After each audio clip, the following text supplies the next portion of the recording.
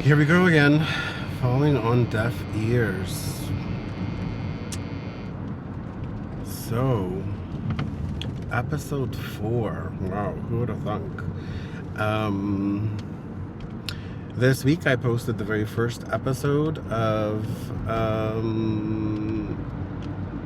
FØDE, or Falling on Deaf Ears, of this podcast on YouTube, and then also it's available throughout all the podcast distribution channels, so you can find this podcast anywhere. Video only on YouTube, but audio is available on all the podcast platforms, or as many as I could distribute it to. So that was really interesting, question mark. First episodes, and editing the first episodes, posting, uploading, trying to do a little bit of promotion, figuring out the distribution channels for for podcasts, the RSS feeds. I don't actually know much about RSS feeds, or I didn't until I started doing this. So yeah, it was exciting, not without its woes, trials and tribulations, and yeah, some exciting moments. I cut up a couple of short excerpts. They call them shorts. I can't do that. Last time I did the air quotes, it actually stopped recording, and I didn't know. Oh my gosh. Speaking of trials and tribulations, that's crazy. So anyways, speaking of which, but trials and tribulations, right? And you know, can't do the air quotes because that's the peace sign, is what is the gesture control that stops or starts the recording. And so I was thinking, I'm like, that was so ridiculous, but kind of, you know, whatever. Maybe the stuff I was saying didn't need to be broadcast after it stopped. And so I made peace with it. I think I took it quite in stride. But the analysis, or the self-reflection and whatnot, kind of led me to this idea of, well, now that I have this now that I have this moment where I mucked up, right, and accidentally stopped recording with the peace sign, I think that's how I'm gonna sign off from now on. So that'll be kind of a peace sign, and see you guys later, and then that'll end the recording for us. So, you know, how about, you know, here's a way to process in real time and incorporate some silliness into, you know, a bit of a ritual, if you will. But yeah, it's been an exciting time. Last week I was sick. You can probably still hear some of that in my voice. I suspect I may have had COVID because I lost my sense of taste completely. I'm still, I think, it's still coming back slowly. But I was so tired. Like, for 5 days I slept. Literally, I would wake up, have something to eat, you know, turn on the TV, thinking, oh, you know, I just slept a bunch. Probably a good idea to you know, watch TV and just be awake, do some wakefulness things. And within 10 to 15 minutes, I was out like a light again. And then I'd wake up again, and, you know, rinse and repeat cycle. And that's kind of how I spent 5 days. I was in a complete daze. But the interesting thing in that kept looping in my head, because one of the things that I'm going to be talking about here and in my YouTube series that I'm producing, I'm calling it highly produced content. There's writing out scenes and order of things happening, and writing narrations and scripts, and then mixing everything up together. There will also be some puzzle things, but I think I'll also incorporate some puzzles into this, if anyone's into puzzle solving, so keep an eye out.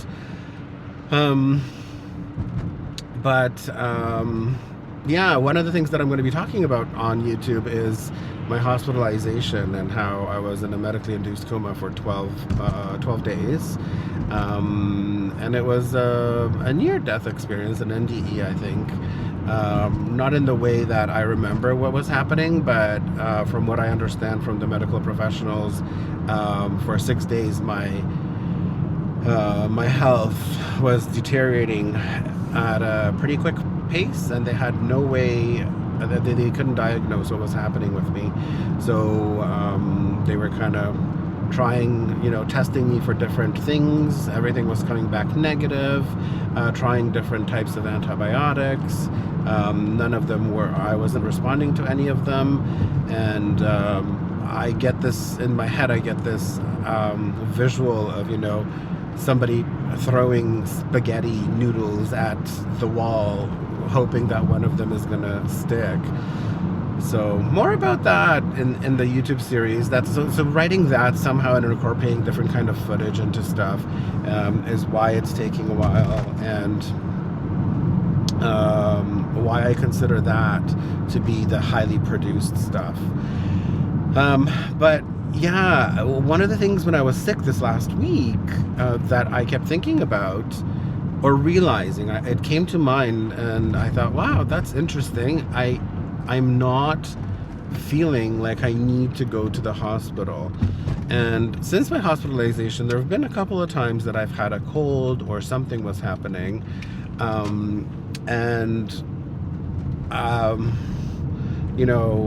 One of the ways that I betrayed myself with my hospitalization is that I didn't listen to myself. I knew that something was wrong, and I just kept asking. I was asking pretty much, I feel like I was asking for permission to go to the ER. Like, I kept asking different people, different medical professionals, I suppose. And the message overwhelmingly that I was receiving is like, take your time, just sit tight, hold on. Because I guess somebody gave me an antibiotic, one of the medical professionals, and that it takes some time for the antibiotic to kick in. And every time I spoke with somebody, right from the get-go, my question that I asked right before we ended the visit or the appointment was, at what point do I go to the emergency? Because I don't feel like things are going well here. And so I talked a little bit about this in, I guess, the first episode of this podcast, how that's a bit of a self-betrayal that I find happened. And so one of the promises that I kind of made myself, or something that I became quite keenly aware of, is that I will now listen to my body, especially when it comes to medical things. And so since that time, there was something that, so I ended up not feeling well, and then I got this itchiness and some things that were happening on my head here, like little bumps or something. And I'm like, nope, I'm not taking any chances with this. Nope, I am not. And I marched myself to the ER without any, not thinking very much at all, not feeling like I should or shouldn't. I'm like, nope, this is it, I'm going, And so it was interesting that I had that feeling about that particular thing. That particular thing ended up being, what is it called now? Like chicken pox for adults. Oh my gosh. Just comment and put it in the comments if you know what I mean. But yeah, not measles. I never remember this one. But anyways, in Polish it's półpasiec, I think. Isn't that what it's called? Anyway, so that got, and I got to the hospital at just the right time. They diagnosed me not the first visit, but the second visit, but they reassured me that I did the right thing for coming in, to come in at that time, which was good. I needed to hear that because, yeah, there's this weird thing where I guess it's about learning to trust ourselves, learning to trust our inner and our gut. Something that I often think about when I think about trusting myself and trusting what I feel is, the number of times that, some of us have been told as children things like, for example, stop crying or I will give you something to cry about. That's something that I often heard. So I mean, to this day, I'm someone that carries emotions very close to the surface, and it doesn't take much for me to become emotional, as you may have possibly already seen in this podcast. But I'm sure there's going to be tears in this podcast. Like, that is notwithstanding. Is that the right thing to say? Anyways. So, as a child, I would tear up about a lot of things, and very often, right? And oftentimes it would be difficult for me to calm down. And one of the things that I often heard as a child was, "Stop crying, or I will give you something to cry about." And when I think about that as an adult, what I realize is the incredible damage that that sentence does to people, and did to me. And I'm trying, I guess this is perhaps the reason why it took me so long to go to the hospital, and why I was asking for permission to go to the ER from someone, because I didn't trust myself.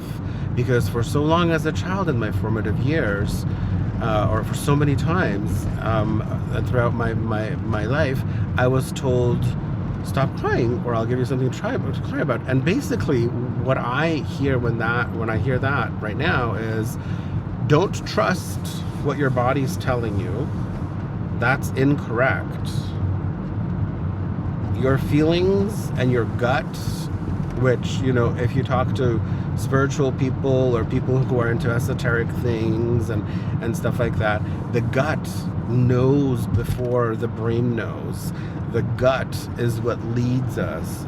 That's where our intuition lives, right? We say, it's like, "Oh, I had a gut feeling." What does that mean? I had a gut feeling. Like, I had a gut feeling. Okay. But that's what it is. It's where our nervous system lives, and allows us to process, to feel things ahead of time before things actually happen, right? So we kind of feel that. I just want to let this person go by. They seem to be in a hurry. Yeah, so what ended up happening to me in particular, and I know that it's not just me. I think it was just the thing that would be said in that era. Because whenever I bring this up with people, I mean, how many of you can resonate? How many of you heard that are listening right now? Can anybody else relate to this? If you don't stop crying, I'll give you something to cry about. Have anybody else? I know I'm not alone in this. Whenever I bring it up in groups of people, when I'm talking, they're like, "Oh yeah, yeah, definitely, I was one of those people as well that I heard that." I think it was just that's what was happening generationally. That was the generational thing to say. That was the best knowledge. That was the way we knew how to, we as human beings, or as the human race, knew how to deal with, raising kids and stuff like that. And so, yeah, it was, I think that's also a betrayal, right? So it's almost teaching children to betray their gut feeling, to betray their emotions, to betray their life experience, right? That's how we experience. You talk about manifestation, and the thing that they talk about, it's not about writing or saying what you want. They say manifestation happens when you feel what it's like to be in the position, or to have, or to be the person that you are manifesting, right? And so training people from a very young, I'm doing a lot of solar plexus work here today, but our hands are such healing tools. Putting our hands on us, on our bodies, is is very healing. We have these healing things that we can use on ourselves as well, right? They're very soothing. But it teaches us to disconnect, or I think at least it taught me to kind of disconnect from my body and betray my body. Like that's, so in the first episode of this podcast, I just posted, and I was just editing another short video clip from it to post later on. Well, actually tomorrow probably. But anyway, and the part that I picked out of there is when I have this moment of realization that by not listening to, like, I knew for 10 days leading up to my hospitalization that there was something severely wrong with me. But I kept asking people to confirm that it's okay for me to go to the ER. Why? And to me, that was a self-betrayal. I betrayed myself and what my body was telling me. And it makes sense, right? Because as a child, I was taught to betray myself. And I don't, this is not about assigning blame or, blaming anybody or being a victim. It's just me trying to process and understand why I operate the way that I do, right? So I'm not saying that my parents did anything wrong, my mother or my father, nobody did anything wrong. That's just what happened. That's just what was happening at the time in the evolution of the human race. And it's totally fine. But how do I undo that? Because I would like to trust my body, right? And so I think this is part of that undoing, is following our gut feelings. And I had the ultimate self-betrayal with, not trusting myself that I need to go to the hospital when I really needed to go to the hospital. And that really opened up my eyes to not do that again. And so, yeah, I guess I started talking about being sick last week and how in the past I have gone to the hospital whenever I felt like something was urgently wrong. But this time I realized I was getting sick, but I did not, even though I was so tired, my body, I didn't have the gut feeling that I need to go to the hospital. And that's the whole point of, I don't know how long I've been talking for now, 10, 15, 20 minutes. But that's the whole point, is that this time, even though I felt pretty damn sick, I did not feel like I needed them. I didn't have the gut feeling that I need to go to the hospital. And so I just slept. So my new thing now is when my body says sleep, especially when I'm sick, I sleep. I do not fight it. I try and not take any of the, Western medical pill things to camouflage the symptoms so that I can go and be a productive, I can't do those things, can't do those air quotes, to be a productive person. So I took time off from work. I didn't do any work on my creative endeavors, which is this and other things, which I should have been. I just listened to my body and I slept.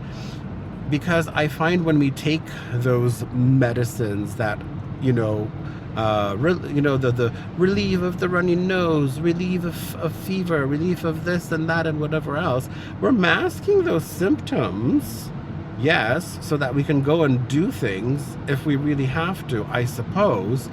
But we're betraying our body because our body is asking us to rest, right? It's telling us, slow down. You're doing too much at the moment. You need some rest. I think that's why we get sick, really. It's the universe's way, or our body's way, to tell us to slow down and do a little bit of hibernation and self-care. And when we just mask all of those symptoms, do we call them symptoms or do we call them signals? Because really, they're signals from our body, right? You're not fit to go to work, for example. You're not fit to sit in front of the computer and edit a video because your nose is runny, your eyes are watering, your head, your head is all sorts of fuzzy, and these are signals to rest. And then when we ignore those signals, I truly and wholeheartedly, that looks like my friend, I truly and wholeheartedly believe that is a betrayal. We are betraying ourselves. So I'm not here to preach to anybody what people should or should not do, but what I have decided to do myself, for myself, is to listen to those signals, right? And to respect them and kind of reestablish and find the dialogue between me, my head, and my body and my gut feeling. And I find the more often I do that, I listen to my gut feeling and my, my intuition, the more I hear from it, and the stronger those things, the more I can identify what it is that I'm what the signal is that's being transmitted, right? I guess in the last episode we talked about synchronicities or kismet, and the more we listen to that, to the synchronicities, and look for them, the more of them we find. And I think it's exactly the same thing with our intuition or our gut feeling. So yeah, it's an interesting thing to think about how we deal with situations and stuff. So and how we have gut feelings. Like, I've been in situations where I did not listen to my gut feeling. I mean, let's do some real talk. A hookup culture is a thing, especially in the queer community. And so I remember going to someone's home, and as soon as I parked the car, my body was not having it. It's like, nope, this is not it. You shouldn't be here. Like, just go. And I'm like, oh, I'm just excited.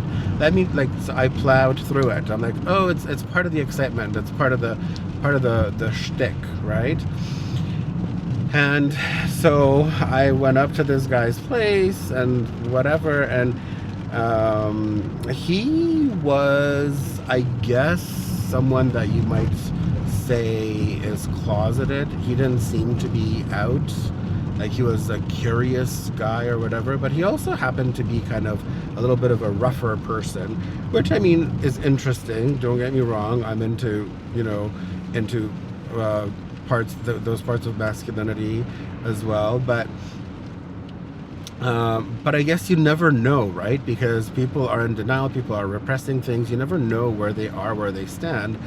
And so I walked into his place, and I never even sat down. I remember I was standing in this kind of in-between place, kind of like a living room or maybe a dining room or something. And it was like in an old Victorian home back in Ottawa. Yeah, like he was doing something in the kitchen, and there was like this open space between where I was standing and where he was.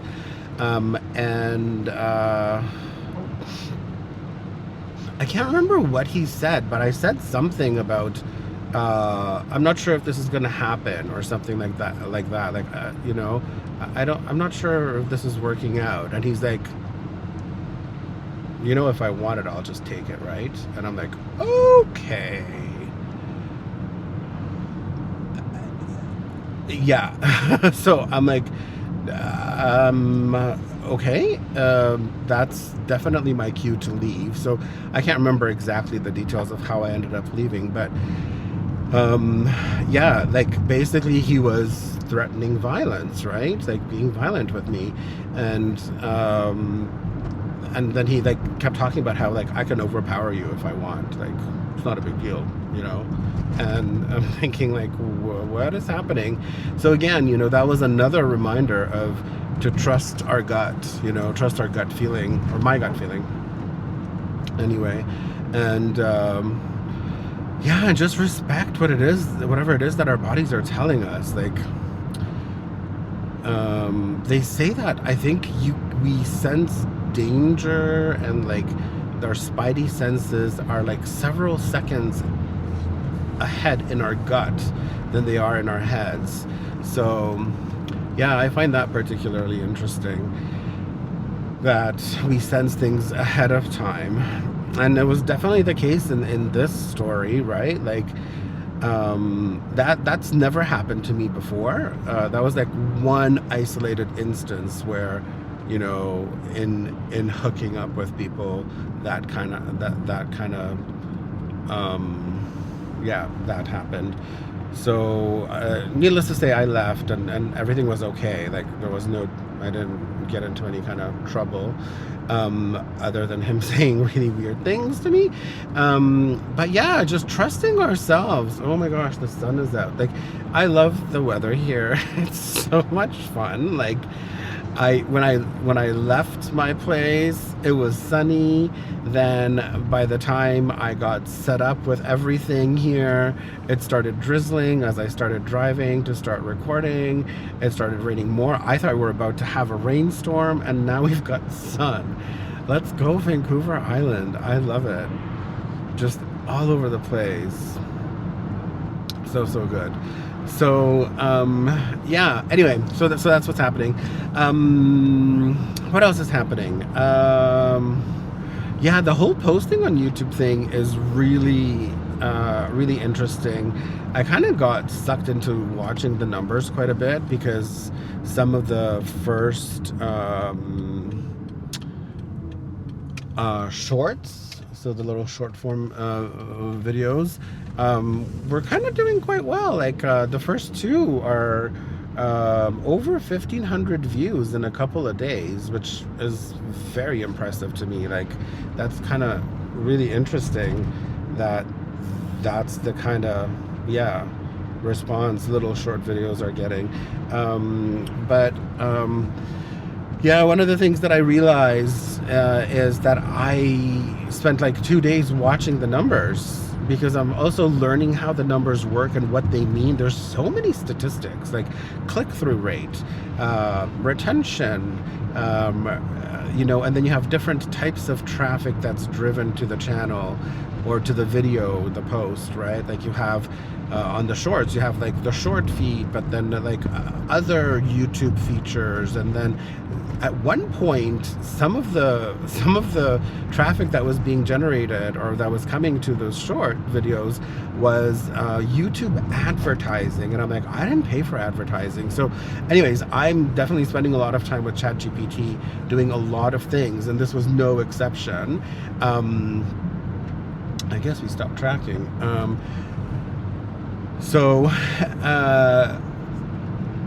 Yeah, so I'll take a screenshot of whatever weird thing that I don't understand, whether it be a statistic or type of traffic or what the number is. I'm like, is this a good number? Is this a bad number? Like, what does this really mean?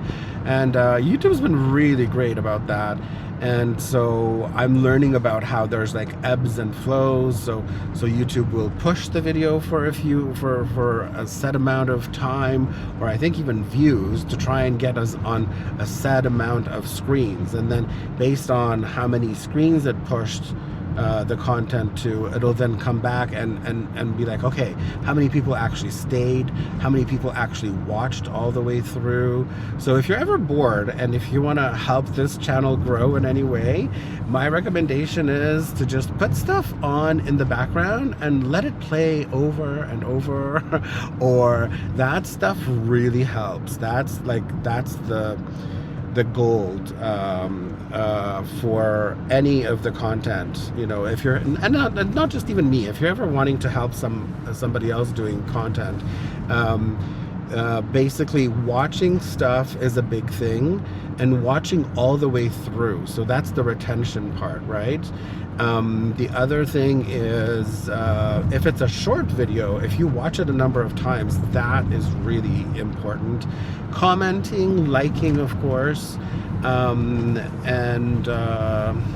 those are like things that YouTube watches for, and they're triggers and or signals to the algorithms that there's something happening with this content, and that's when things get pushed out further. So if you think any of what I'm talking about in here is valuable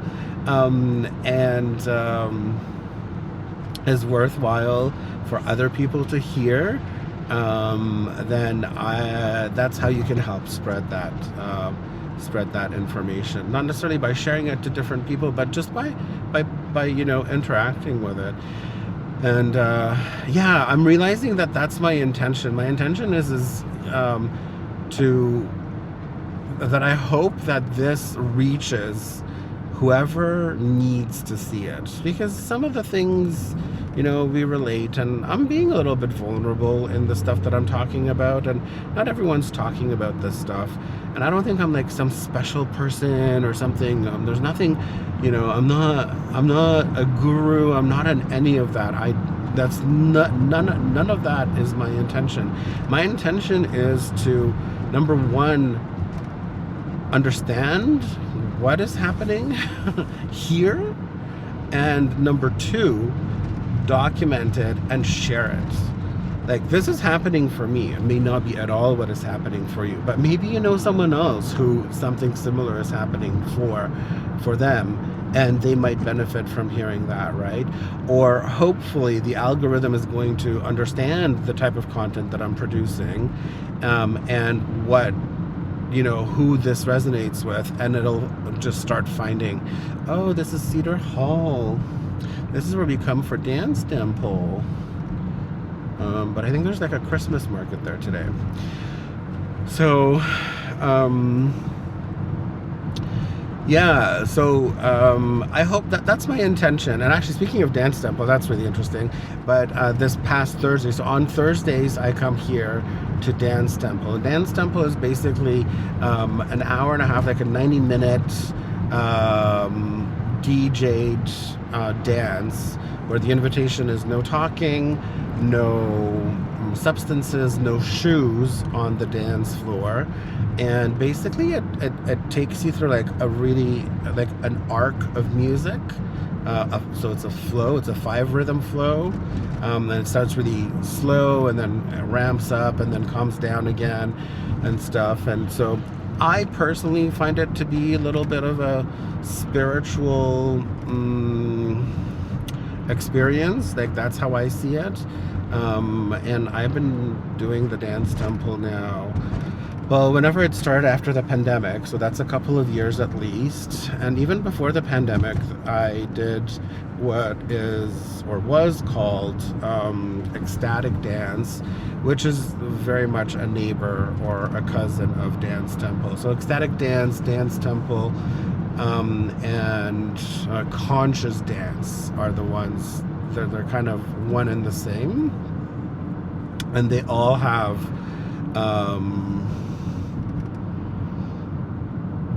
the format is very similar, and they borrow things from each other, if you will.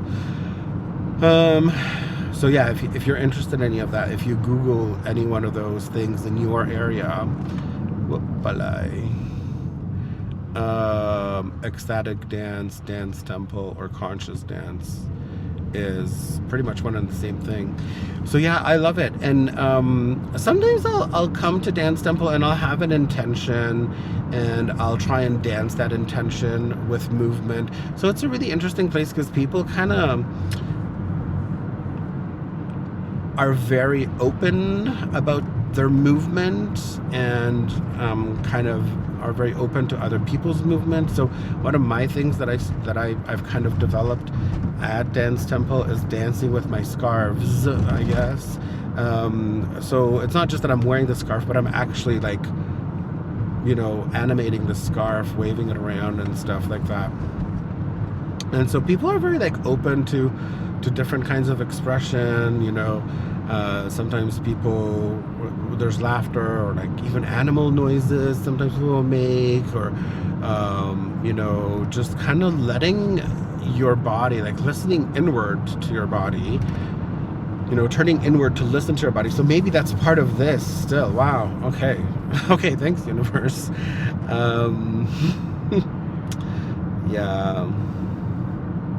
Yeah, that's what we were talking about just a moment ago, wasn't it?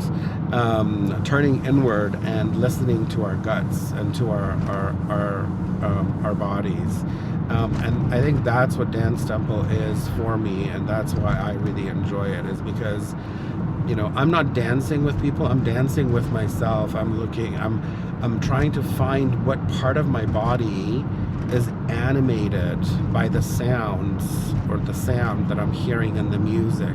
And so oftentimes the type of music that will be played in these at these gatherings will be kind of low on the lyrics, high on different layers, and maybe even a little bit of international music as well. So it's really interesting to like close your eyes and just like, what part of my body wants to move, you know? Is it my shoulders? Is it my hand? Is it my elbow? You know, is it my hips? Like, it's really interesting and just kind of getting in touch. So I've often tried to set an intention for my dance at Dance Temple, and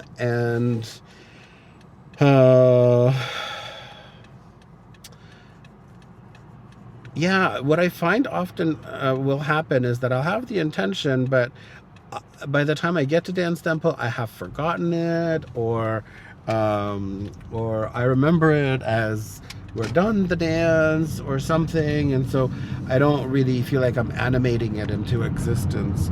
But this particular Thursday, I set an intention before I left home,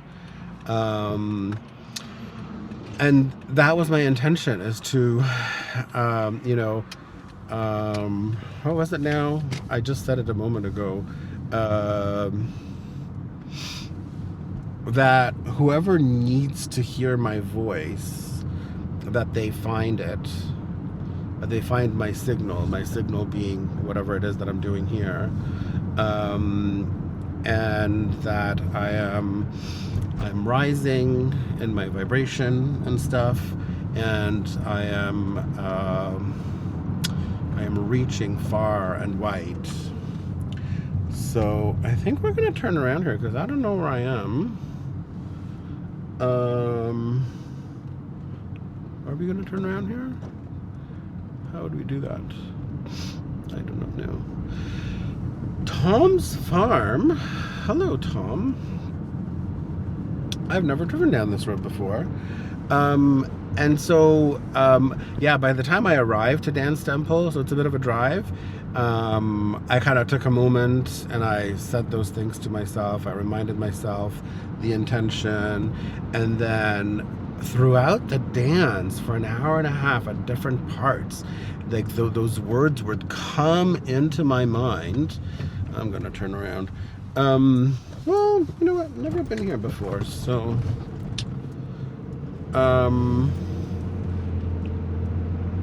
and so I really felt like I embodied that intention this time around, which was really cool to have it come back over and over again. I really like that. I found that to be really quite special. Oh boy, that's a lot of light. And unusual, not something that I experience very often. So it was a really good Dance Temple this week. And also, I don't know if you all know, but well, some of you may know, but I guess a lot of you are getting to know me. I've also taken a DJing course to facilitate this kind of events, like a Dance Temple. So it's called Dance Weavers, like weaving dance and stuff.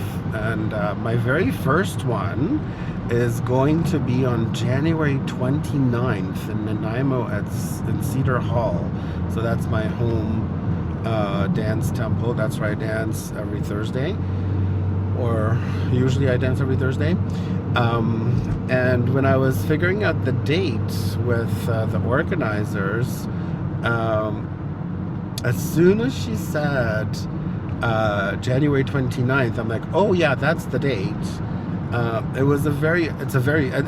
so I said, you know, January 29th is the day that my family and I arrived in Canada as immigrants. Okay, well, I don't want to get on the highway. There's a four-way stop, three-way stop, four-way stop. I don't know where that takes me. So I'll just turn around.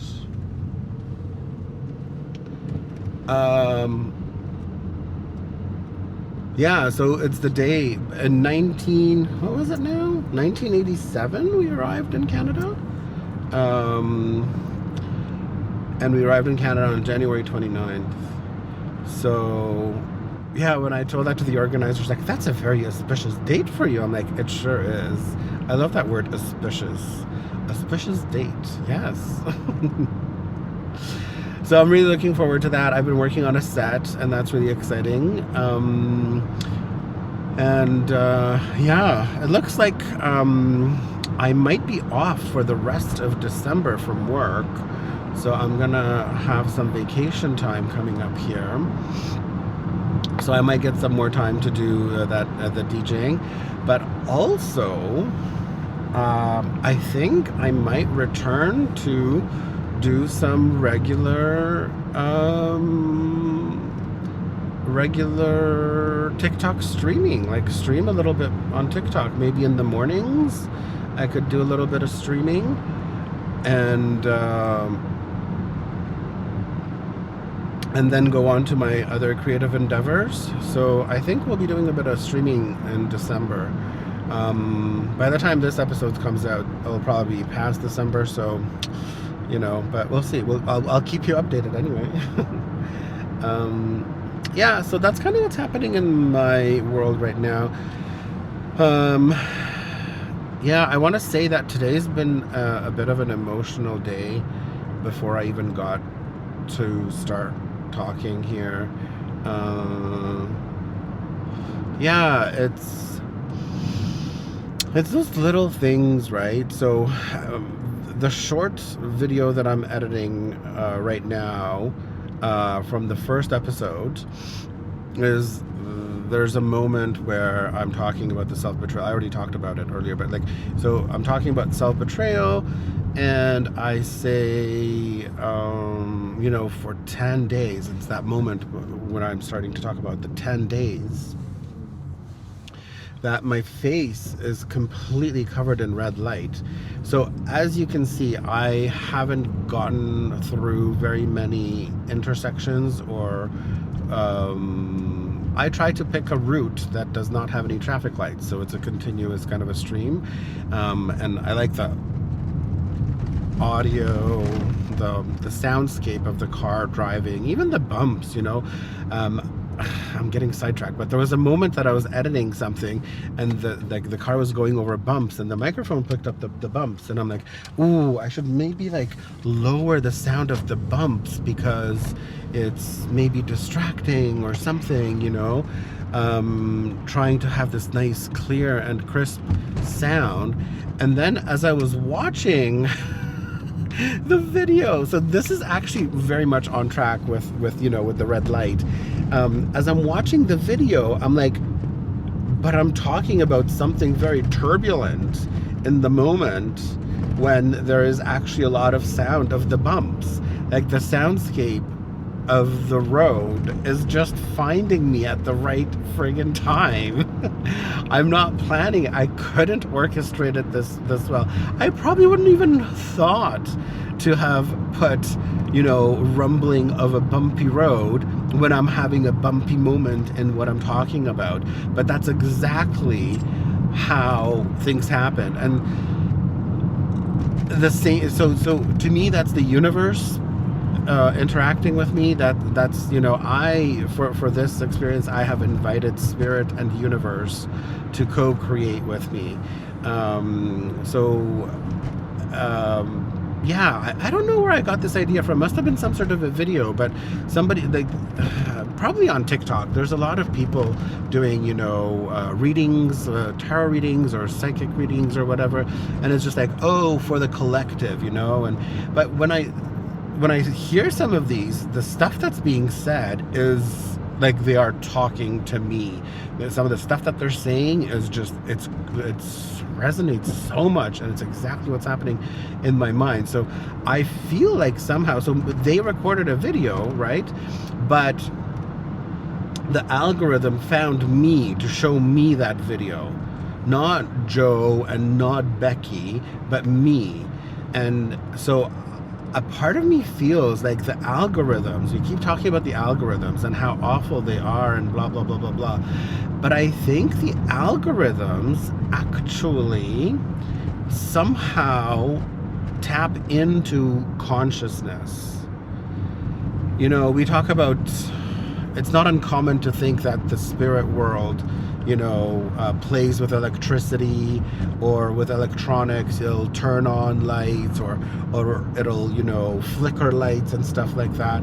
But I think similarly, algorithms are somehow tuning in with the vibrations in consciousness.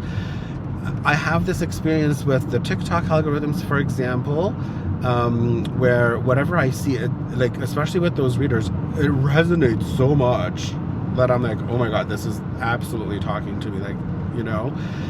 But also with ChatGPT, sometimes like the responses are quite lengthy, and as I'm reading a response, if something comes up in the response from ChatGPT that I want to comment on, I start typing right away, right?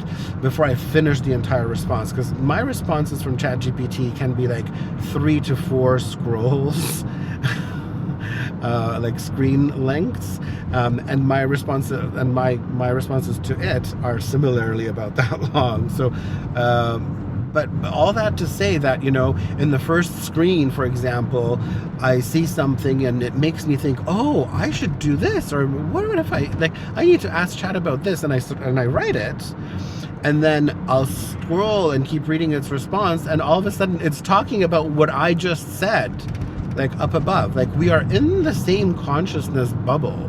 So I feel like somehow algorithms and consciousness, like something really interesting is happening there, in my experience anyway. I don't know if has anyone else had this experience where it feels like the algorithm knows you so incredibly well, like even maybe better than you know yourself at times, because it's eerie AF.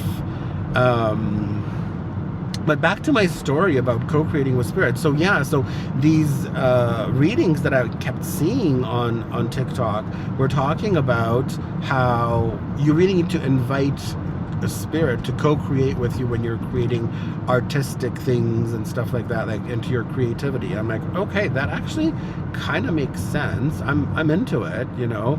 I fancy myself a spiritual person, on the woo-woo side, which, surprise, surprise, guys, let me just remind you, in case you don't already know, but woo-woo is actually a word in the English language. It's not just a funny thing to say about people who are woo-woo. I found that really interesting. I didn't know that. Oh my god, this fog in the friggin' sunlight. I cannot.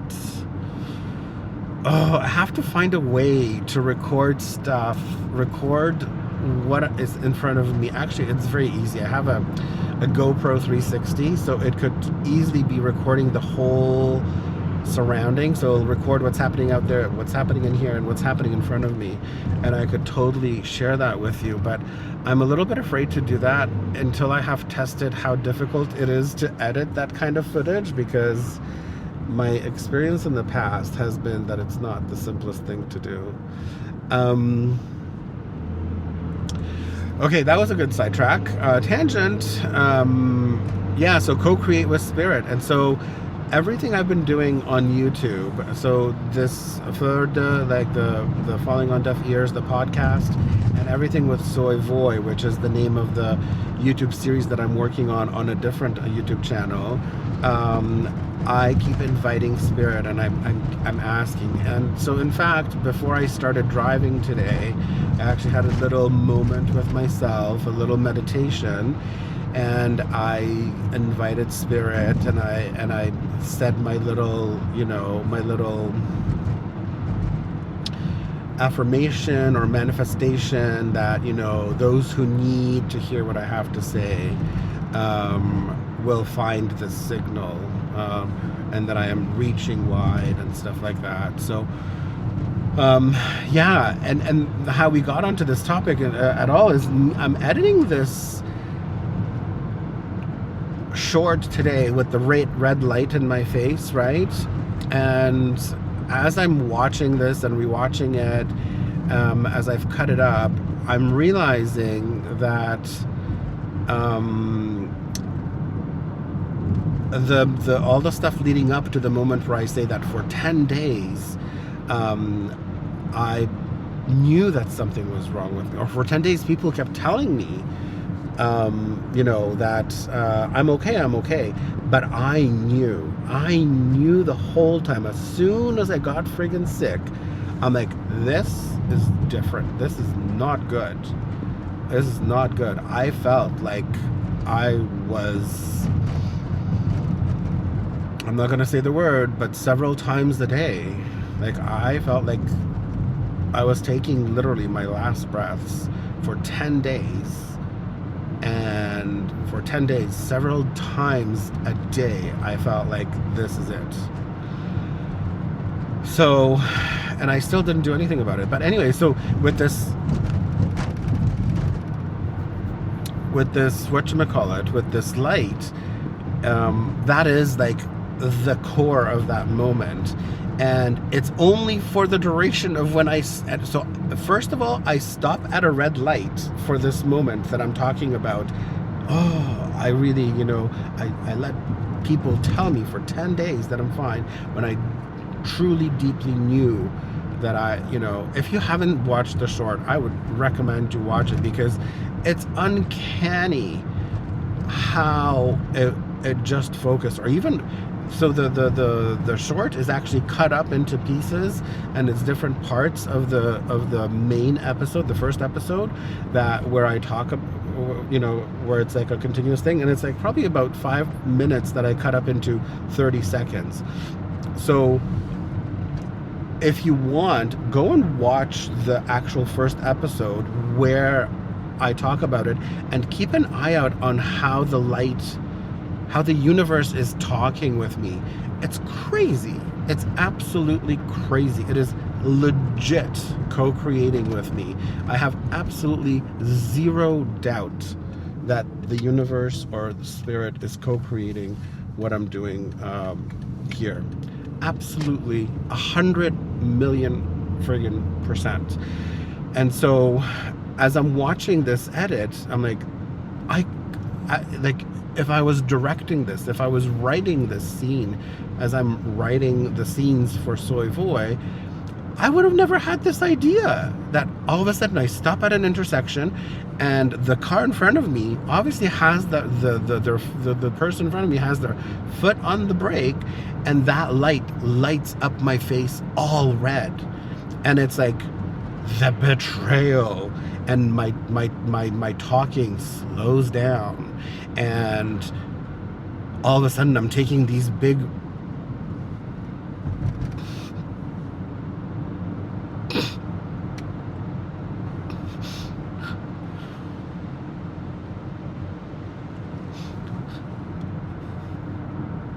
I'm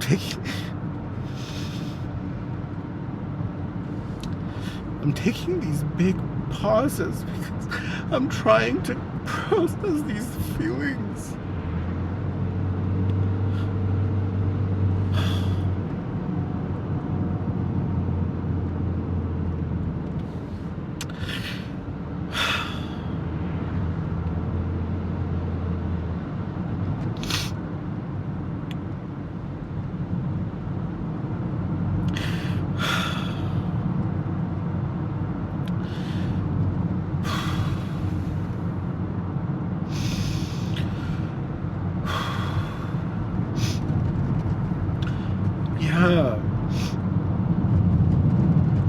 It's a lot. So I'm seeing myself take a pause so I don't do this, I guess, right?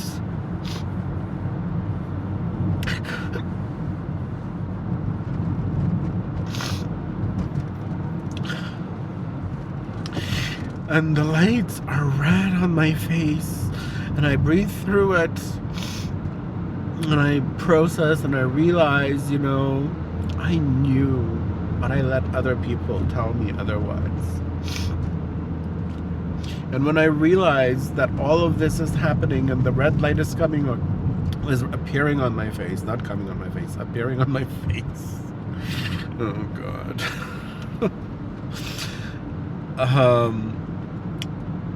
I just get emotional because I'm like, yes, the universe is co-creating with me. Yes, this is a pat on the back saying, continue, do this.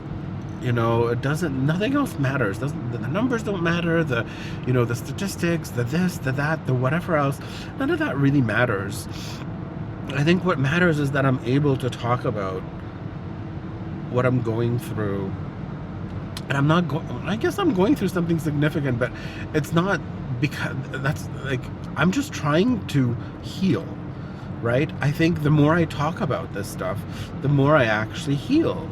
And the more I'm processing and the more I'm leaning into it, the more I'm understanding my feelings, as opposed to just like, oh no, don't do that, emotions, no. I don't mind being emotional. Actually, I think it's good to be emotional. That's why I'm sharing it with you. I'm not cutting out even a moment of me crying just a couple of seconds ago. None of that is going to get cut out. I know that. You've seen that it didn't. There's not going to be a break at all. That's the whole point. Like, that's how healing happens, in my mind anyway. We lean into whatever it is that we're experiencing. And if we can't lean into whatever it is that we're experiencing, then we never heal. So, yeah. So I'm feeling supported, right, in this work. And my invitation for the universe and for spirit to co-create with me, I get confirmation with these little moments of like, wow, crazy, like insane moments. And that's something that I've been having a lot of ever since I started really focusing on this YouTube content that I'm creating. There's these moments that I really find overwhelming. I think I've already talked about at some point how the name of the podcast came to me, like that coincidence or synchronicity or whatever we want to call it, to me is that's the universe saying, okay, these things coming together that are completely unrelated. So I'm really enjoying the process, despite there being emotional moments.